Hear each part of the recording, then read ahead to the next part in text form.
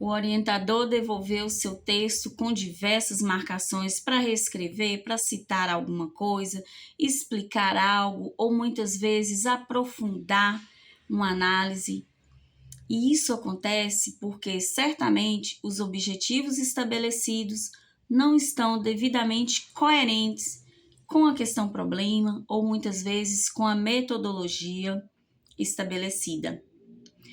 Quando se tem, por exemplo, verbos tipo realizar estudos, levantar dados, a pessoa apresenta procedimento metodológico nesse tipo de composição verbal. E como que se faz para identificar qual que precisa ser cada objetivo?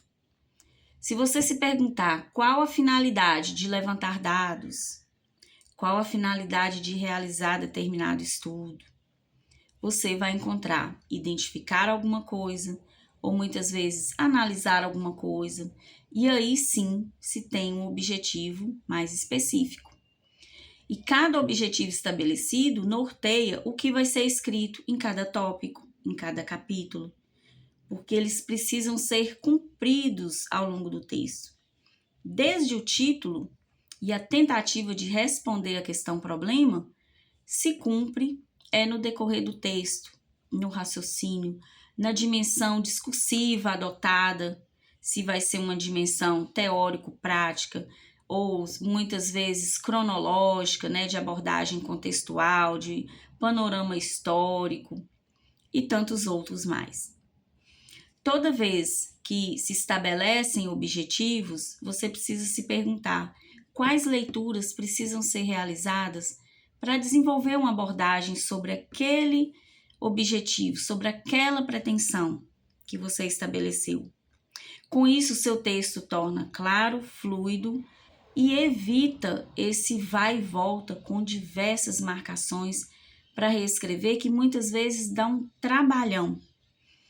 E escrever coerente com esses elementos estabelecidos, desde a questão problema, os objetivos, faz com que a escrita se torne fluida, se torne ágil, porque sempre você vai precisar revisitar a questão norteadora do seu estudo, de que forma você busca responder aquela pergunta e cada pretensão estabelecida. Se você, por exemplo, promete analisar alguma coisa, essa análise precisa aparecer no seu texto de forma aprofundada, apresentando percepções teóricas de estudos. Essas percepções podem até apresentar uma abordagem comparativa, apresentar significado de uma teoria com outra, de um conceito com outro, e o que isso significa no seu estudo. Da mesma forma, se você pretende descrever algo, essa descrição precisa aparecer. Ou até se você promete intervir de alguma maneira no campo investigativo, vamos dizer assim, no resultado do campo investigativo, a análise da intervenção, ou seja, a apresentação da ordem prática, precisa aparecer no seu texto. Mas isso aparece se cada objetivo estiver de forma clara e específica, e não ser meramente um procedimento metodológico de realizar um estudo ou de levantar dados, porque isso não conduz o processo de escrita. O que conduz o processo de escrita são objetivos com clareza, com especificidade e coerentes com a sua questão problema.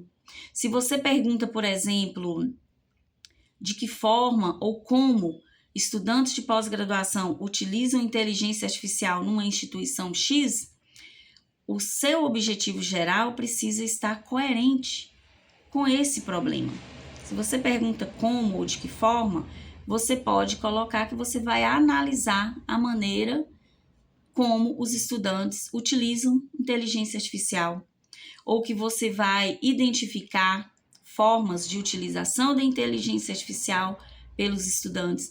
Então, tanto o problema quanto objetivos, eles precisam estar devidamente sincronizados.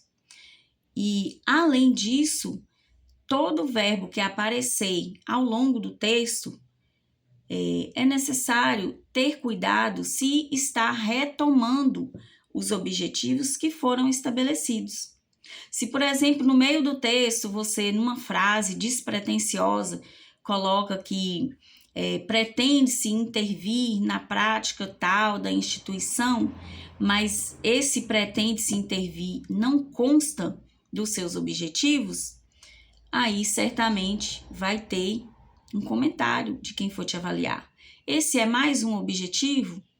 Então, é por isso que é necessário realizar a revisita ao problema e objetivos, para não haver disfunção ou muitas vezes incoerência metodológica e discursiva no decorrer do texto.